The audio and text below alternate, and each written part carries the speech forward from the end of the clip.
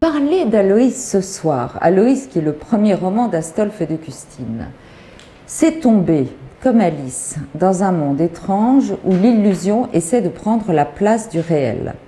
Alors Aloïs est fondé sur un épisode véritable de la vie d'Astolphe de Custine, mais que celui-ci va métamorphoser, modifier d'une manière tout à fait particulière. C'est pourquoi j'ai intitulé cette conférence en pensant à Mishima, la confession d'un masque.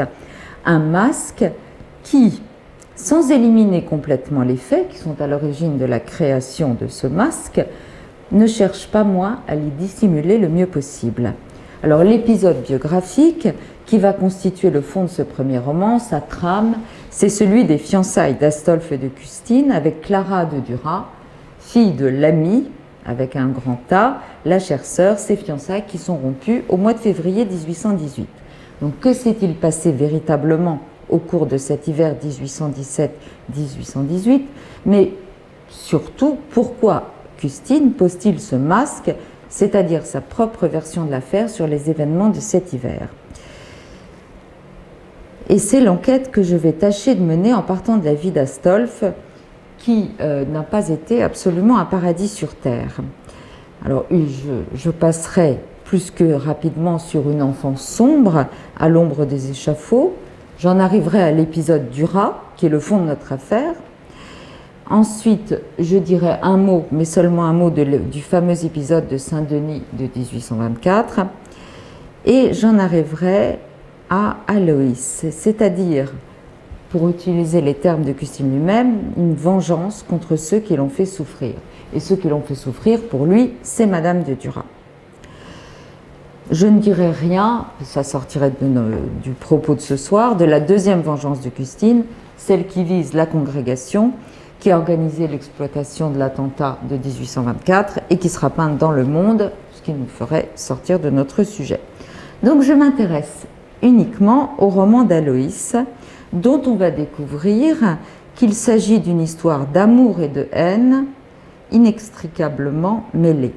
Histoire qui ne s'achèvera pas avec la mort de la duchesse de Duras, qui est un des personnages principaux de ce roman, sous le nom de Madame de M, mais avec la rédaction d'Aloïs, qui est une sorte de faux roman, mais de vraie lettre ouverte à un fantôme qui continue de hanter le malheureux auteur qui l'a pourtant conjuré. Donc la jeunesse sombre et inquiète, nous avons un public de spécialistes et je pense que je vais passer extrêmement rapidement sur ce que vous savez tous pour en arriver plus rapidement à mon propos principal. Vous savez que Astolphe est grand et beau, qu'il est très spirituel, qu'il est extrêmement instruit, mais vous savez aussi que c'est quelqu'un de nerveux, d'inquiet, de peu sûr de lui, en un mot, de fragile. Je passe pour arriver à 1814, il accompagne Talleyrand au congrès de Vienne, où il ne réussit guère, et on a ce commentaire sur lui à cette époque. Il était très jeune à l'époque du congrès, sombre, morose, sauvage, haïssant le monde, il passait pour un peu excentrique. On disait qu'un tableau lui était tombé sur la tête et que son cerveau en avait été affecté. Et cette histoire, dit Madame Dumontet, qui le dit, était répandue. Le malheureux Astolphe souffre en effet d'affreux maux de tête qui n'améliorent pas sa réputation, je cite, de cerveau fêlé. Mais sa mère n'en désire pas moins le marier à tout prix. Alors la première question, l'excellente question que l'on peut poser, c'est: Delphine de Custine a-t-elle l'idée que le mariage n'est pas nécessairement le fait de son fils, qu'il n'est pas impossible que ses penchants l'inclinent dans une autre direction? Ça, on n'en sait rien. Mais on sait que la fortune de Custine a été fort amoindrée par la Révolution et que Madame de Custine veut trouver une femme riche pour son fils. Il faut absolument que nous trouvions une femme cet hiver et une femme riche. Donc le jeune homme se résigne à l'inévitable. Sa mère s'en réjouit en disant « Astolphe est beaucoup plus disposé à se marier, il y pensera sûrement cet hiver. » Oui, et le jeune homme, quels que soient ses goûts et ses préférences, qui ne seront que trop démontrés par l'affaire de Saint-Denis, n'a pas trop le choix et il le sait. Par ailleurs, il a bien conscience que épouser une femme fortunée, c'est s'assurer une agréable indépendance financière. Voilà donc un jeune homme à marier. Et voici Delphine de Custine, pleine d'activités matrimoniales et énumérant les demoiselles possibles. Ça, c'est plutôt pour notre distraction. L'une est un parti admirable, dit-elle, c'est Mademoiselle de Saint-Aulaire. Elle est immensément riche. Mais il y a également Mademoiselle de Goyon, qui serait aussi un bon parti, ou bien Mademoiselle d'Hautefort, qui est un grand parti, ce qui est un bon point. Mais elle est contrefaite, ce qui est fâcheux. Mais la bosse, dit-elle, et si elle n'avait pas d'enfant, on serait bien attrapé. Finalement, Mademoiselle de Saint-Aulaire serait le meilleur choix, car elle est non seulement, comme on l'a vu tout à l'heure, très riche, mais de plus, elle serait riche tout de suite, car c'est le bien de sa mort qui est morte depuis nombre d'années. Et puis on passe au cas de la fille cadette des Duras. Alors, on n'est pas absolument hostile à ce projet chez les Custine. Mademoiselle de Duras est très tentante sous bien des rapports. Mais ce n'est pas un parti idéal toutefois. Il y a même une véritable incompatibilité qui tient à ceci. Delphine et son fils ne veulent pas être séparés, mais Clara de Duras et sa mère ne le veulent pas davantage. Donc chacune des mères veut annexer le futur jeune ménage. J'en arrive à ces sortes de fiançailles qui vont faire le fond de l'affaire d'Aloïs. Donc, en dépit de cette incompatibilité évidente entre des projets forcément contradictoires, puisque les deux mères veulent conserver leur enfant auprès d'elles, un projet de mariage s'ébauche entre les deux jeunes gens. Alors, comment cela s'est-il emmanché ? Astolphe, de son propre aveu, passe sa vie chez les Duras au cours de l'hiver 1817-1818, parlant de cette période en ces termes: tout l'hiver dernier chez Madame de Duras, où je passais ma vie. Donc Madame de Duras le voit assidu chez elle. Elle s'imagine, évidemment à tort, qu'elle a trouvé la perle des gendres et elle tâche de faire partager cette idée à Astolphe. C'est lui qui l'a raconté à son ami de Berlin, Raël Varnhagen.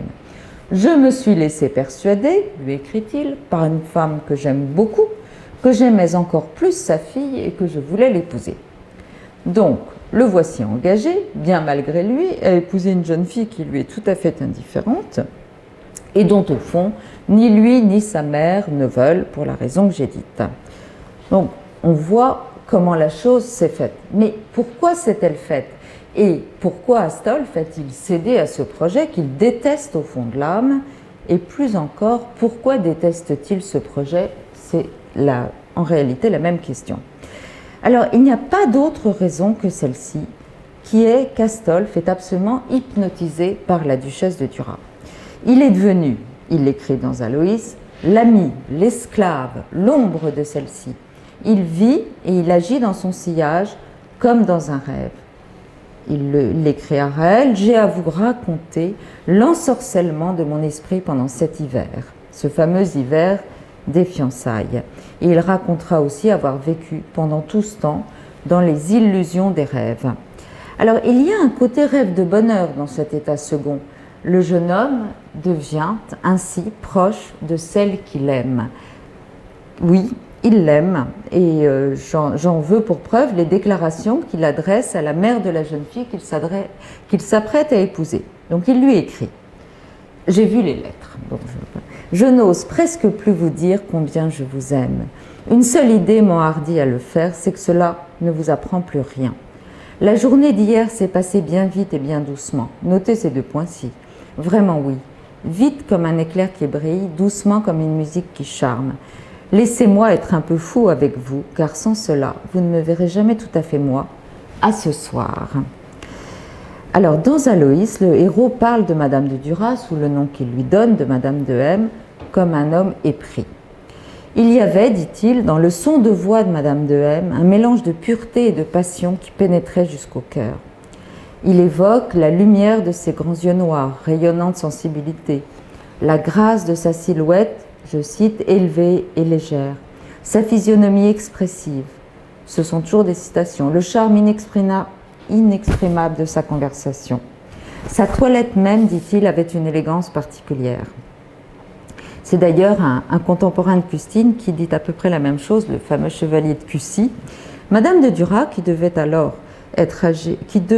être alors âgée de 34 à 35 ans, n'en paraissait pas 30. Elle était jolie, simple, aimable. Alors, si aimable qu'elle soit, Madame de Duras est nécessairement un petit peu étonnée de recevoir pareille déclaration. Malheureusement, elle est si naturellement modeste que très probablement elle ne les prend pas assez au sérieux. Pendant ce temps, la tension monte. Astolphe devient de plus en plus nerveux et son rêve est en train de se transformer en cauchemar. C'est ce qu'il raconte à Raël. Pendant les 4 mortels mois de cet hiver, toujours ce fameux hiver, je me suis distrait de tous les inconvénients de ce mariage, d'abord par faiblesse, pour profiter des prévenances de la mère et des agréments de société que me procuraient ces projets sur moi, donc le fameux salon de Madame de Duras, ensuite par un autre genre de faiblesse qui me représentait la démarche à faire pour me dégager comme impossible après m'être avancée comme j'avais fait. Les angoisses que j'ai éprouvées dans cet état ne sauraient se peindre. Et pire encore, il se sent d'autant plus angoissé qu'il est vraiment seul à l'être. Alors, il l'écrit « Je me vis condamné à une lutte secrète et la personne contre l'esprit de laquelle je me défendais sourdement de toutes les forces du mien ne se doutait même pas de ce combat intérieur. » Donc Astolphe se défend contre la séduction, on dirait maintenant l'emprise, que Madame de Duras exerce sur lui, bien involontairement, comme je viens de le dire, mais ce qui fait qu'il la hait autant qu'il l'aime. Le cœur d'Astolphe est devenu un véritable champ de bataille où l'amour et l'exécration de la même personne coexistent. Comme il l'aime, il ne peut pas lui résister, mais comme il ne peut pas lui résister, il l'exècre, il l'abomine. C'est une très étrange histoire qui ne prouve rien, si ce n'est qu'on peut aimer ce qu'on hait et haïr ce qu'on aime, comme le savent tous les lecteurs d'Andromaque. Ne puis-je savoir si j'aime ou si je hais. Pour en revenir à Astolphe, voici ce qu'il pense, sans oser le dire, de cette sorcière, de cette fée maléfique qui le tient en son pouvoir.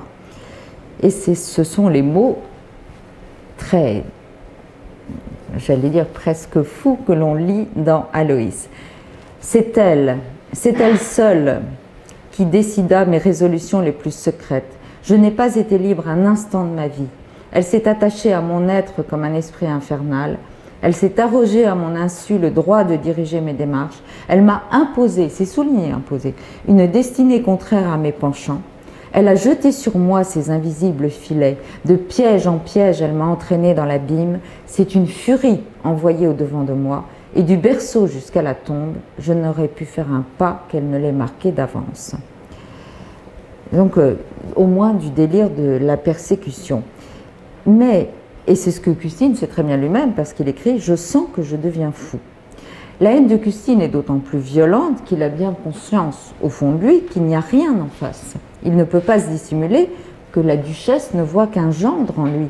Il sait très bien, à un certain degré de conscience, que Madame de Duras ne l'aime pas comme il voudrait être aimé. Et d'ailleurs, il le dit dans Aloïs. Il parle de la crainte du héros de n'inspirer à Madame de M qu'un attachement secondaire. Et c'est bien ce type de sentiment que Madame de Duras lui accorde. C'est pourquoi, tout en l'aimant, il lui en veut horriblement. Ce n'est pas que Madame de Duras soit incapable d'aimer, il le sait bien, puisqu'il écrit dans Aloïs. Madame de M aimait trop ce qu'elle aimait. Tous ses sentiments étaient fixés sur un seul objet, mais il n'est pas cet objet. Et c'est fort vrai, Madame de Duras n'aime que 2 personnes au monde. Elle aime sa fille et elle aime Chateaubriand. Astolphe étant d'une certaine manière le fils spirituel de Chateaubriand, elle ne voyait dans cette union que le fait de se rapprocher encore de son cher frère en unissant leurs héritiers. Enfin, dans un moment, un sursaut d'angoisse atroce, puisque j'avais dit les angoisses que j'ai éprouvées dans cet état ne sauraient se peindre, Astolphe annonce par lettre à Madame de Duras que plus rien n'est possible et qu'il n'épousera pas sa fille. Il le raconte ainsi à Raël. « J'ai écrit subitement à la mère de la jeune personne que ma vie pendant les 4 mois qui venaient de s'écouler n'avait été qu'un rêve, que je m'étais menti à moi-même par faiblesse et que je n'avais plus osé le lui avouer, de peur de lui faire trop de peine. Et il l'a fait, dit-il, au moment de conclure. Et c'était bien le dernier moment, puisque, comme on sait, les notaires devaient se voir 3 jours après. Et c'est ce qu'il désigne, à juste titre, comme une rupture violente. Alors, Madame de Duras, qui, je le rappelle, mais c'est évident, ne songe qu'à sa fille dans cette affaire, est évidemment stupéfiée et hors d'elle. Mais devant l'irréparable, devant ce prétendu qui est en fuite, on finit par convenir de part et d'autre qu'on fera semblant de rien. Il le raconte encore, après bien des scènes et des explications les plus pénibles, nous sommes restés amis, mais froids et gênés. Je l'ai engagée, par la générosité de son caractère, par la fierté, par le respect pour le monde, à ne faire aucun éclat. Elle a donné je ne sais quelle raison à son mari, et j'ai continué à retourner dans la maison, moins souvent il est vrai, mais assez pour sauver les apparences et éviter les bavardages de société. Peu de temps après, le pauvre Astolphe, dans un très pitoyable état, quitte Paris. Il s'enferme à Fervacques en Normandie, il est malade d'angoisse rétrospective, il a de la fièvre, il est désespéré, il écrit « J'étais bien malade ». Il lui faudra plusieurs mois pour pouvoir enfin mettre sur le papier ce qui s'est passé et le dire à son ami Raël. Mais il en voudra éternellement à Madame de Duras, je cite, des 1000 contrariétés, 1000 inquiétudes, 1000 chagrins qui ont accompagné cette rupture. Alors l'histoire non seulement n'est pas finie, mais elle ne fait que commencer. Alors voyons la suite de l'histoire. Les chagrins dont Astolphe a parlé à Raël, les chagrins de cette union à venir, ne l'empêchent pas, une fois qu'il est à Fervacques, et à la grande surprise de la duchesse, de tenter de renouer avec elle. Madame de Duras tombe de son haut. Voici Astolphe qui lui écrit, qui lui réécrit encore, et comme il ne reçoit aucune réponse, il se lamente et dit « Je n'ai plus de cœur à rien ». Lorsque Madame de Duras se décide enfin à répondre, c'est fraîchement, et dans les termes que voici. « Mon cher Astolphe, je serais bien ingrate si je ne vous disais pas que je suis touchée d'une amitié si persévérante. Mais pour l'accepter, et surtout pour m'y confier, il faudrait une conviction que je n'ai point, et que vous m'ôtez vous-même. Je crois à votre bonne foi. Vous croyez vous-même tout ce que vous dites. Mais à force de subtiliser sur vous-même, vous vous êtes perdu dans le labyrinthe de votre caractère et surtout de vos sentiments. Mais, que j'aurais de choses à dire sur cette amitié sérieuse, où l'on risque trop quand elle devient une véritable amitié, alors qu'elle n'est rien. Elle lui dit encore qu'il s'est rendu coupable d'un tort grave que rien ne peut pallier. Nous sommes faits, lui dit-elle encore, pour nous rencontrer dans un salon, pour nous toucher par l'esprit, mais jamais par le cœur. Vous ne vous êtes pas montré celui que je croyais. L'opinion que j'ai eue de vous s'est entièrement changée. Vous avez été pour moi comme une nouvelle connaissance, et j'ai perdu, avec le jugement que j'avais porté de vous, les sentiments que j'avais fondés sur lui. Autrement dit, vous n'êtes pas celui que je croyais et je ne vous aime plus. » Alors, Astolphe ne se décourage pas, nouvelle lettre tendre, et elle répond « Mais bénissons la Providence qui a su mieux que nous ce qu'il nous fallait. Pourquoi revenir là-dessus? Nous sommes tous heureux et personne ne voudrait changer. Loin de nous plaindre, remercions le ciel qui a su mieux que nous ce qu'il nous fallait. » Autrement dit, elle a trouvé la perle des gendres pour sa fille, ce qui est le cas. Astolphe, qui aurait été un mari épouvantable pour elle, est parti et c'est très bien. Alors, le pauvre Custine ébauchera plusieurs tentatives pour retrouver Madame de Duras que je vous passe, parce qu'il y en a plusieurs, mais elle reste lointaine. Et plus elle est lointaine, plus il l'aime, et plus il la déteste à la fois. Et il peut, dans le même jour, les lettres sont donc du même jour, écrire les pires choses d'elle à Raël, et lui écrire à elle, dans le même temps, « Je sens que je vous appartiendrai toujours, malgré moi, malgré vous, malgré tout. »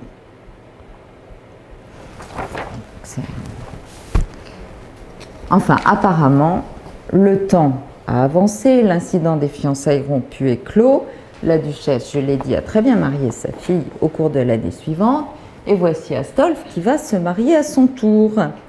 Il y a des projets, comme vous savez, comme je vous l'ai dit, qui continuent.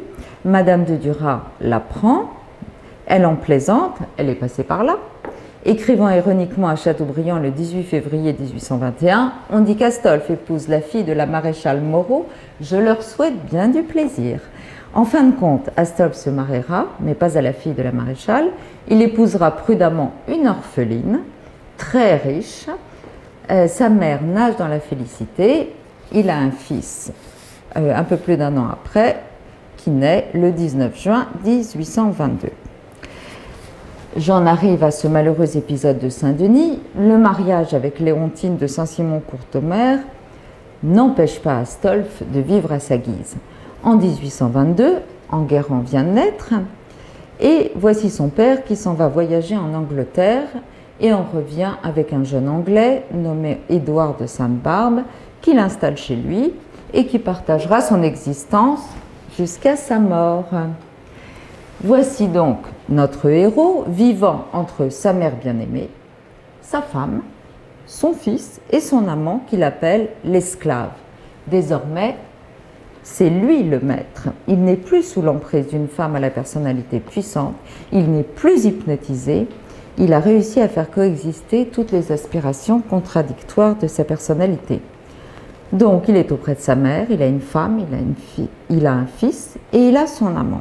Et même, il s'autorise des petites aventures supplémentaires, comme on va le voir.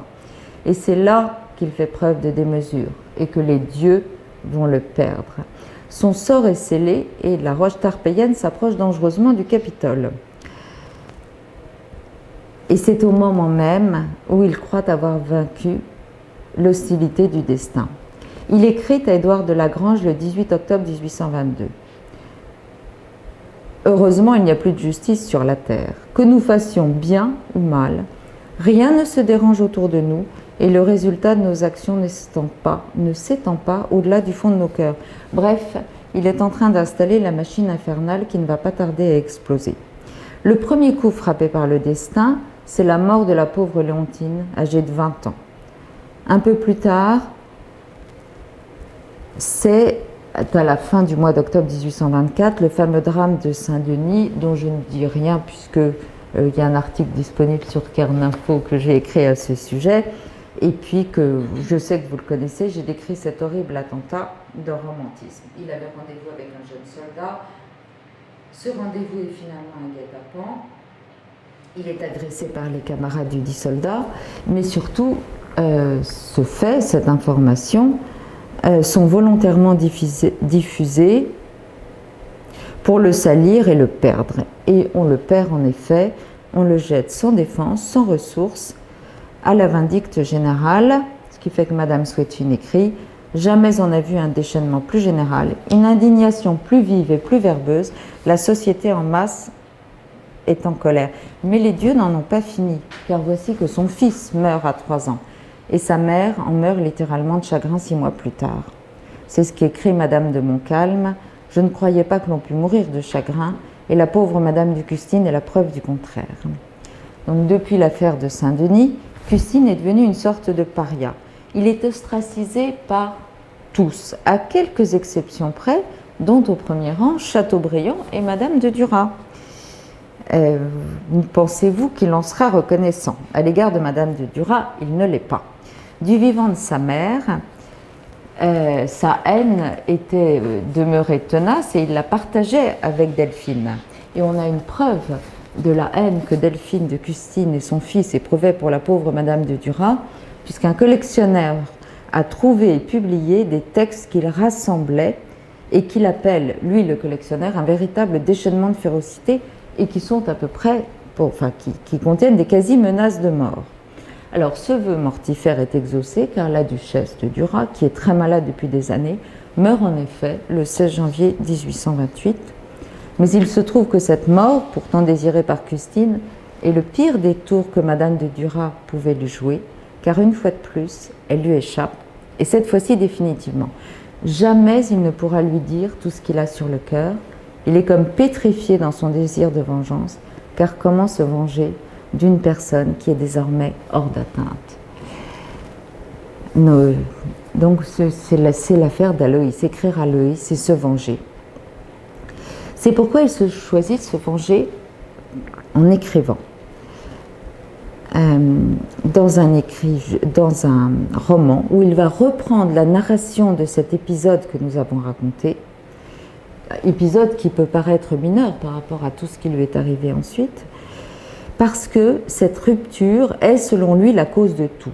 C'est une anecdote, il l'écrit à Raël, où j'ai joué le principal rôle et d'où datent mes malheurs. C'est un épisode dont il veut se venger et qui lui arrache des phrases incroyables. Alors, par exemple, on le voit très bien dans Aloïs. Le héros évoque Madame de M, autrement dit Madame de Duras, autrement dit Madame de Duras. Et là, une fois de plus, je retrouve Hermione disant « Je percerai le cœur que je n'ai pu toucher ». Alors, voici comment il en parle. « Elle sait que je l'aime. Comment l'ignorerait-elle? Elle trouve un affreux plaisir à déchirer un cœur qu'elle s'est fait un jeu de séduire. Non, je me révolterai contre une telle tyrannie. Je briserai son joug, je la blesserai dans les seuls endroits sensibles de son cœur. Je désespérerai sa fille, je lui ferai maudire le jour où dans son aveuglement, elle voulut m'appeler son fils. Je me sens devenir un monstre. Est-ce l'amour, est-ce la haine qui change ainsi les mouvements d'un cœur né pour la vertu? Et il y a la même chose dans Ethel, et je suis persuadée que c'est le même sentiment qui l'anime. Alors un passage d'Ethel. Je n'ai pu être son amant. Je serai son ennemi implacable, son maître, son persécuteur.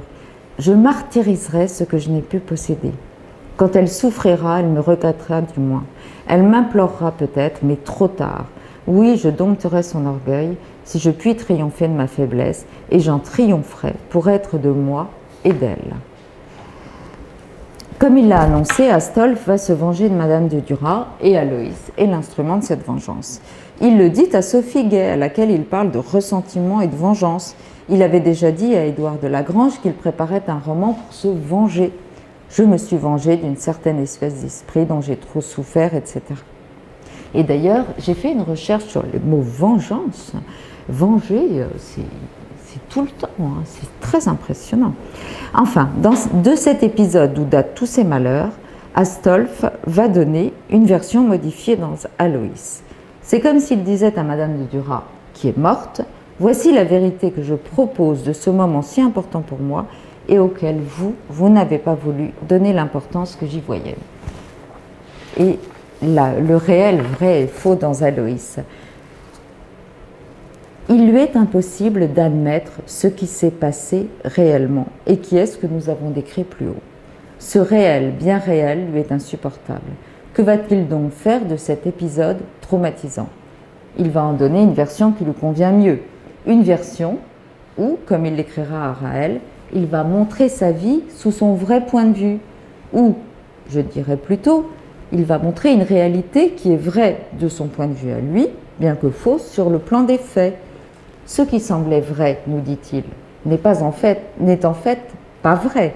C'est la raison pour laquelle Custine va remplacer cette réalité biographique par une réalité alternative, celle qu'il présente dans Aloïs. Il dit à son lecteur « Rembobinons le film et voyons ce que j'ai vu, moi. Voici le réel sous le réel. » C'est donc la vérité de Custine que l'on lit dans Aloïs.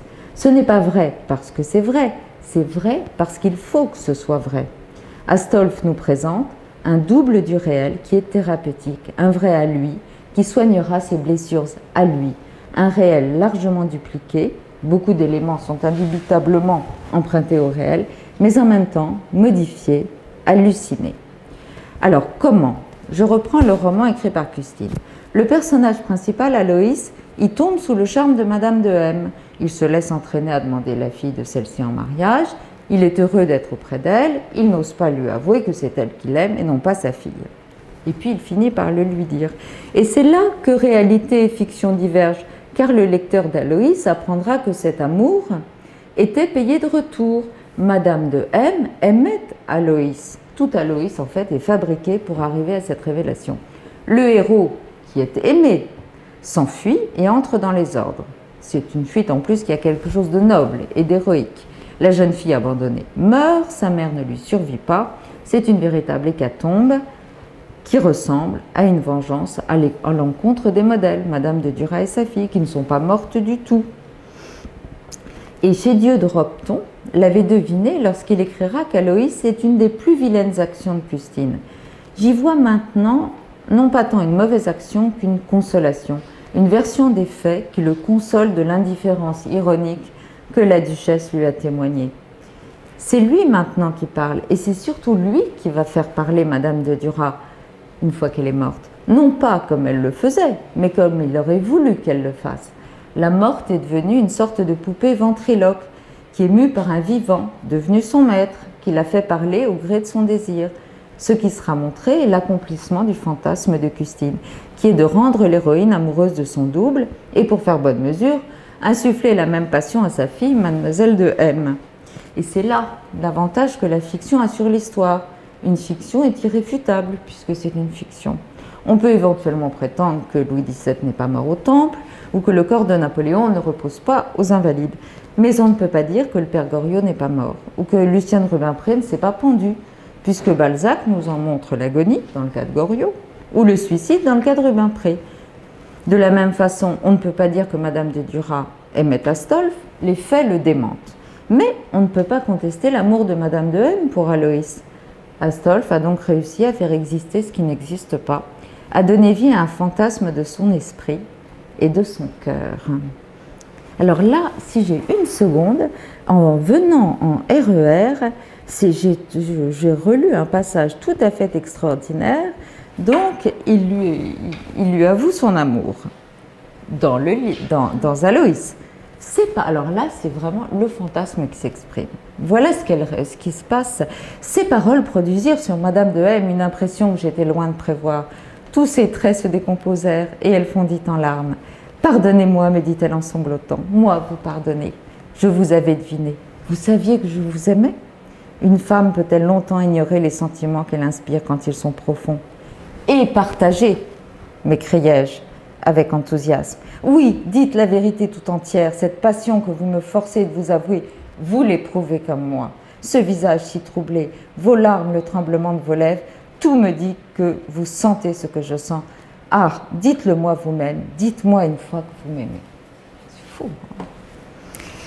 Alors, et là j'en arrive à ma conclusion. La conclusion qui sont, alors là je soumets 2 témoignages contradictoires qui montrent que plus le temps passe, plus le fantasme exerce son emprise et plus le faux devient vrai. Alors avant Aloïs, Madame de Duras vient de mourir. Et le 19 mars 1828, Astolphe écrit à Sophie Gay « J'ai vu la mort de Madame de Duras dans les journaux. C'est une des personnes que j'ai le plus aimée. Je m'afflige de ne pouvoir la regretter. Et pourtant, sa fin m'attriste. Elle était fort distinguée. » Ça veut dire, pour l'époque, elle est extrêmement intelligente, distinguée d'esprit. Mais après, alors quelques années se passent. 4 septembre 1834, il écrit à la duchesse d'Abrantès. Alors là, on retombe dans le fantasme. Je crois que Madame de Duras était la femme qui m'avait le plus aimée. Dans mon inexpérience, j'ai cru trop tard à ce sentiment que je partageais pourtant. J'étais alors engagée à épouser sa fille. J'ai frémi et j'ai tout rompu. Je suis restée tendrement attachée à elle et j'ai même fait beaucoup pour la revoir. Nous nous sommes rapprochés, mais au fond du cœur, elle était devenue ma plus mortelle ennemie. C'est très étrange. Hein. Enfin voilà, là c'est-à-dire que dans une des citations, elle dit « C'est une des personnes que j'ai le plus aimées », ça se transforme. Madame de Duras était la femme qui m'avait le plus aimée. J'en ai fini. Mais je serais très contente d'avoir même des contradictions. Vous étiez si passionnante qu'on ne vous a posé aucune question pendant votre propos. Hein? Mais oui, moi en plus ça m'a réchauffé. À faire. La confession du masque. En toile. Mais oui. Ce rapprochement de textes. Alors, il y a peut-être des textes que j'ai et qui ne sont pas encore connus. Il y a ça aussi. La correspondance Claire de Duras. Voilà, qu'elle a conservé. Hein. Ça, je les ai lus, si je puis dire, chez elle, et comme c'est Bernard. Alors, évidemment, ça ajoute des éléments, mais... Aloïs, c'est très vrai, alors. Alors, c'est vrai, c'est pas vrai. C'est ça le problème. Dire, on peut pas lire. On peut pas lire. Enfin, toutes les phrases sont vraies et pas vraies. C'est très impressionnant. Il a un rapport au vrai qui est très complexe. Hein. Il ne cesse de le revendiquer. Il dit qu'il a l'amour du vrai et que c'est toujours ce qui le poursuit, que ce soit pour les récits de voyage, que ce soit pour les romans. Alors, comment il arrive à le traiter? Voilà, justement, vrai, pas vrai, on reste dans l'incertitude. Je voulais vous parler de la question de vengeance, Oui. qui était très bizarre, une de vos hypothèses, parce que je m'étais posé la question par rapport au monde comme il est. Justement, tout à les fait. problématiques aussi qu'il a eues avec Fervac. Ouais. Voilà, est-ce que là aussi, l'écriture n'a pas été un moyen de vengeance? Ah mais tout à fait. Mais en fait, c'était ça que j'aurais pu aussi finir par là. C'est qu'en fait, il y a deux grandes vengeances déjà. Il y a la vengeance dans Aloïs et puis la vengeance dans Le Monde comme il est. Alors on pourrait penser que ce qui s'est passé en 1824, c'était vraiment atroce, qu'il a vraiment été exposé à la vindicte publique, que le directeur de la police et le préfet de police, Franchet et Delaveau, l'ont vraiment livré aux bêtes, qu'on a tout de suite diffusé le fait qu'il avait eu un rendez-vous homosexuel. On a vraiment tout fait pour le perdre. Mais il laisse de côté ça et il commence par se venger de Madame de Duras, qui ne lui a rien fait, qu'il a accueilli chez elle après cet incident. Et donc ça compte plus pour lui, presque. C'est ça que je trouve très étonnant. C'est qu'en effet, le monde comme il est, bon, là, il se venge de la congrégation et tout ce qui est autour de la congrégation. On le comprend très bien, mais ça, je dirais, c'est normal. Il y a des raisons. Mais là, il n'y en a pas tellement. Vous dites qu'il voit, finalement, il voit dans l'événement Duras, si on peut dire ça, quelque chose de plus profond que samedi. Mais j'ai l'impression, ça c'est uniquement... finalement, ça ne sort que des textes. Alors là, il faut interroger les Custiniens. Et oui. Vous aurez une autre question. Oui. Que vient faire Monsieur de T là-dedans alors Monsieur de T, on pouvait évidemment ça ne pouvait pas durer un temps fou. Mais je sais, il a un petit rôle, Oui. Mais c'est vrai que je me suis d'abord pour une question de temps. Tout à fait. Et même, je dirais, même avec Madame de Custine, il se venge aussi de Madame de Custine dans ce texte, parce que là, je ne l'ai pas dit, mais il dit que le héros a perdu sa mère, ce qui permet de dire du mal de la femme qu'il a élevée et qui est sa tante, mais qui ressemble tellement à Madame de Custine que c'est terrible ce qu'il dit dans une certaine mesure de Madame de Custine elle-même. Dire que alors, Chateaubriand, je n'ai pas répondu parce que c'est pas clair non plus. Il aussi avec. Oui, il règle des comptes aussi avec monsieur. Moi. Alors... Pardon, je dis juste à monsieur Jean qui a une question. Ah, très bien. Oui, alors ma question est la suivante.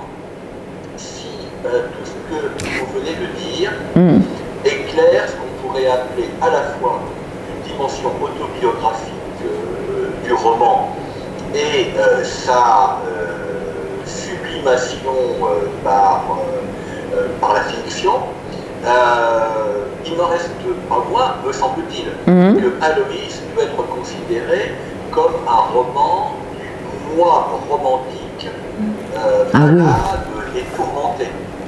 C'est-à-dire que tout ce qui peut constituer cette dimension personnelle de l'investissement d'Astolphe dans ce roman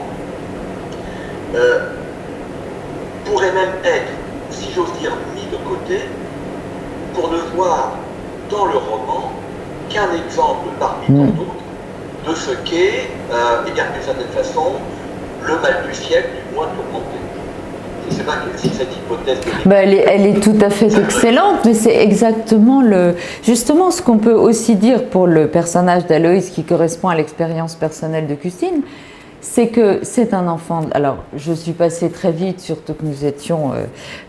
je savais que vous saviez, mais c'est un enfant de la terreur, et il vit... D'ailleurs, Corrève le dit pour Delphine de Custine, elle voit toujours l'échafaud. Il est vraiment de cette époque qui bascule, et il emporte la marque. Il n'a pas tout à fait il n'a pas l'âge de Musset, mais c'est vraiment l'enfant du siècle. Et donc, il est à la fois son histoire personnelle est évidemment extrêmement tributaire de l'histoire générale. Et puis, ce qui me frappe beaucoup, c'est son côté oisif et inoccupé pendant toute la période de l'Empire. Et on voit qu'à la fois, il en est très fier puisqu'il est royaliste, mais en réalité, il s'ennuie de n'être rien. C'est une vie de côté, c'est une vie absente. Et il le dit sans cesse. Il est passé à côté de l'histoire. Il est passé à côté de l'histoire, c'est tout à fait ça. Oui. Et c'est peut-être pour ça qu'il en veut à Madame de Custine. Je sais pas. Et à Monsieur de T. Et à Monsieur de T, exactement. Parce qu'en effet, il dit que c'est l'exemple de Monsieur de T qu'il a vraiment ancré dans sa résolution de ne pas servir l'usurpateur. Si j'ose parler ainsi du grand empereur. Je n'ai pas tout entendu de la question de Gérard.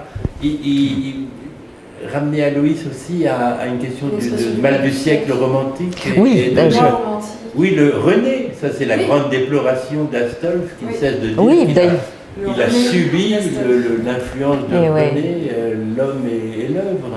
Et oui. Et il s'en plaint. Il s'en plaint. Puis il a subi, c'est terrible d'être toujours en train de subir.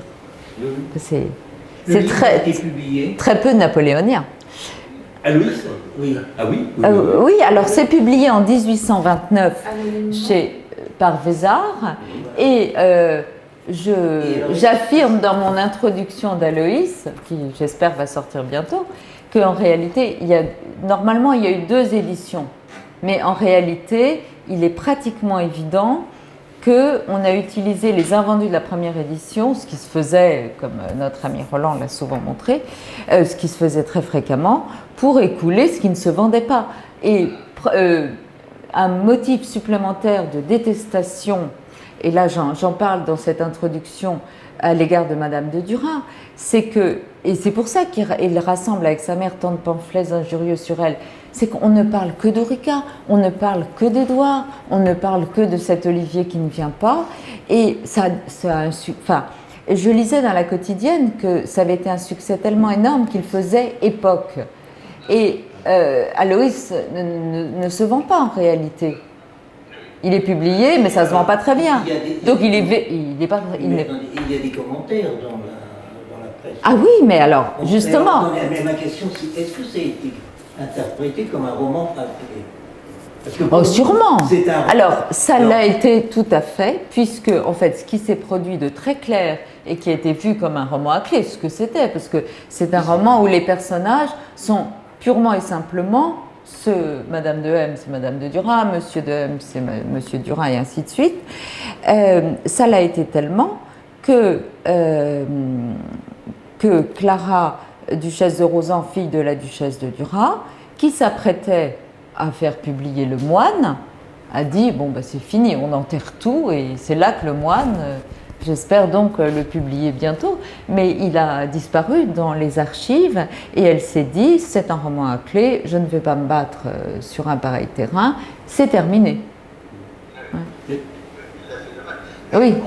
On pourrait soutenir l'idée suivante, je ne sais pas ce que vous en pensez, Marie-Bénédicte, que Aloïs aurait pu entrer à bon droit dans la liste des romans que Balzac réunit en 1831 dans son article critique sur la littérature du désenchantement. Ah, tout à fait. Vraiment, oui. Je pense qu'Aloïs est un roman du désenchantement. Oui.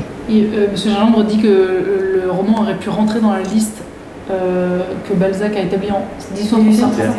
Sur le grand article de Balzac sur la littérature du désenchantement. La littérature du désenchantement. Oui, et c'est vrai qu'il parle il parle de romans qui finalement, je dirais, l'âne mort, et la famille étinée, et le rouge et le noir. Le rouge et le noir, et évidemment, ceci lui-même la bouche à main. Oui. Il me semble, enfin, je sais pas, pour prolonger un peu la question de notre ami Guy Berger, c'est qu'au moment de la parution, si j'ai bon souvenir de mes lectures ah oui, je peux dire des choses. Il y a eu un grand nombre d'attributions et que Astolphe s'amusait beaucoup de voir que. Ah oui, il a été publié sans. Oui, mais volontairement. Et on en disait, fait... ah, mais c'est Cécile Pachetré qui l'a écrit, alors lui il rigolait, voilà, et puis après c'était Thérèse, après, oui. enfin, voilà. Donc il s'est beaucoup amusé. Il s'est amusé, mais il dit bien à un moment que ça va passer pour un roman de Madame de Duras. Oui. Et là, on retrouve la chose, c'est qu'il essaie de le faire passer Donc, dans une certaine mesure. Ça, c'était le Elle est toujours très con. Dans son dialogue de Marjorie, dans son introduction, Qui est très bonne. il fait une filiation entre, c'est intéressant, il y a Adolphe, les deux Olivier, il y a celui de Madame de Duras et celui de La Touche, et puis Armance. Oui, de Stendhal. Armance et... Ah oui, mais ça, Oui, bien sûr, il ouais. a écrit là-dessus des pages lumineuses. Oui, Oui, mais... Est-ce qu'on peut dire que c'est cette filiation, est-ce que c'est pas un peu factice? Parce que si je comprends bien, c'est quand même autre chose.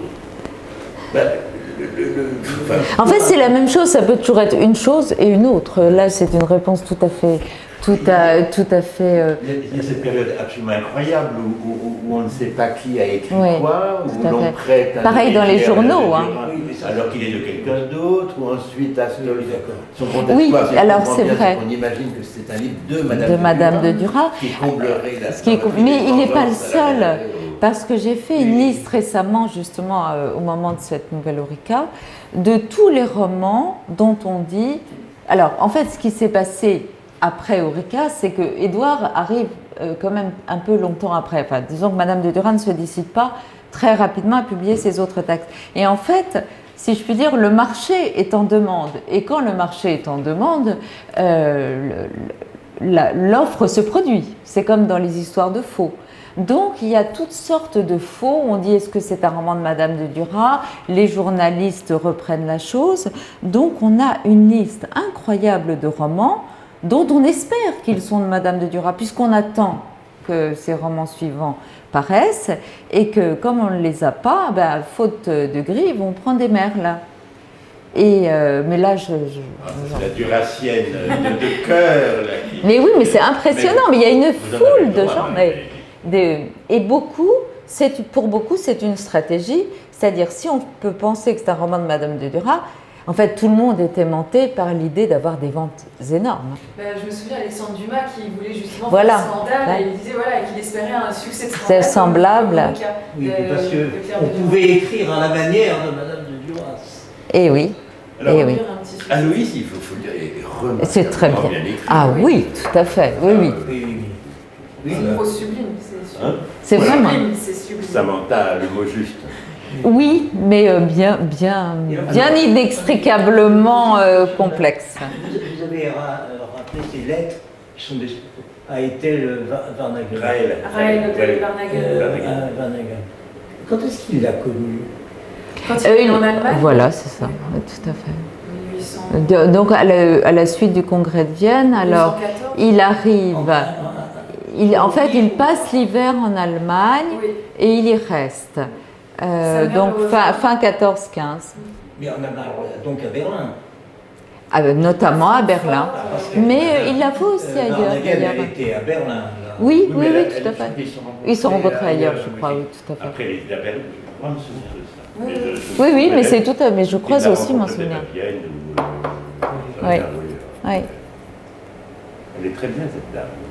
Très Oui, c'est Anna Arendt qui a fait un livre sur la... Oui.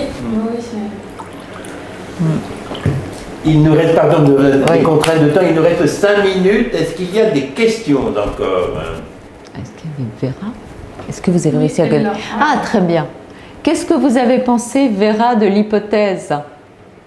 Donc moi, je crois personnellement que votre point de vue est beaucoup plus intéressant que le héros romantique, excusez-moi, et l'enfant du siècle, parce que pour les enfants du siècle, il y en a plusieurs articles et livres sur ça. Mais tout ce fond familial, intime, et tout ce réel qui se transforme en un réel autre, alternatif, comme vous dites, ça c'est passionnant. Et parce que c'est le vôtre. Mais pour les désenchantements de Balzac, oui, je suis tout à fait d'accord qu'Aloïs prendrait sa place. Mais pourquoi il n'a pas pris cette place? Que Balzac aurait pu le mentionnait. Oui. Mais il ne l'a pas fait. Et il l'a lu, d'ailleurs. Voilà. Oui. Aloïs. Est-ce qu'on sait, est-ce qu'on peut prétendre quelque chose sur la... Si Balzac connaissait à cette époque Justine, parce que Justine... Non, il ne le connaissait pas. Il n'y a personne dans le monde littéraire à cette époque, oui. Non, Ouais. à ma connaissance, Balzac ne connaît pas encore Justine. Oui. Voilà, justement, je pense ceci. Oui. C'est ça. Bon, ce qui ne l'aurait pas empêché de lire Aloïs cependant. Oui. Et on n'en sait rien. Je ne pense pas qu'il l'ait lu, à ma connaissance, dans mes souvenirs de correspondance de Balzac, le roman d'Aloïs, en tout cas à cette époque-là, n'apparaît pas. Cette idée de, non seulement de la vengeance, mais aussi de l'envie et de la jalousie. Oui. Pour Rika, tout le monde veut de Madame Duras, et personne ne veut de Justine. Ça, c'est terrible. C'est terrible, hein, c'est vraiment un motif supplémentaire de détestation. Ah oui. Et c'est... Ouais. J'aime beaucoup cette idée, mais on n'est pas le premier à le dire, que pendant tout l'Empire, il est resté à côté. Et oui, pauvre. Parce que je l'ai écrit dans ma préface en russe, mais parce que pour nous, c'est un peu difficile de l'imaginer. Mais une dizaine d'années pour un jeune homme, et tout de même un jeune homme qui a décidé sur soi-même, oui, à cette grande héros, et de ne rien faire, c'est terrible. C'est terrible, hein, oui. Surtout que... Les passions mûrissaient. Et oui, un peu trop. Mais c'est vrai, il le dit d'ailleurs à un moment, il voit tout, enfin, il voit ce monde en train de se construire et lui, il est à côté, il n'est rien. Il n'arrive pas à agir. Il n'arrive pas à agir. C'est le vague des passions. C'est son grand grief quand même. Oui, parce que Aloïs, il a 1830, il est né en 1790, il n'est pas très jeune. Non. Pourquoi il disait ensuite, il écrivait qu'il veut se libérer de Chateaubriand, parce que Chateaubriand, dans l'article du vague des passions, a déjà tout prévu. Eh oui, Chateaubriand a tout prévu. C'est vrai que Chateaubriand est prophète en permanence. Oui. On n'aime pas des gens tellement perspicaces, Oui, tout à fait. à l'avance. Oui. Bon. Merci. Merci. Voilà, désolé pour la contrainte horaire, là, mais nous sommes tous Mais bien pour sûr, des raisons, mais quand vous aurez tout regardé, Bernard vous dira.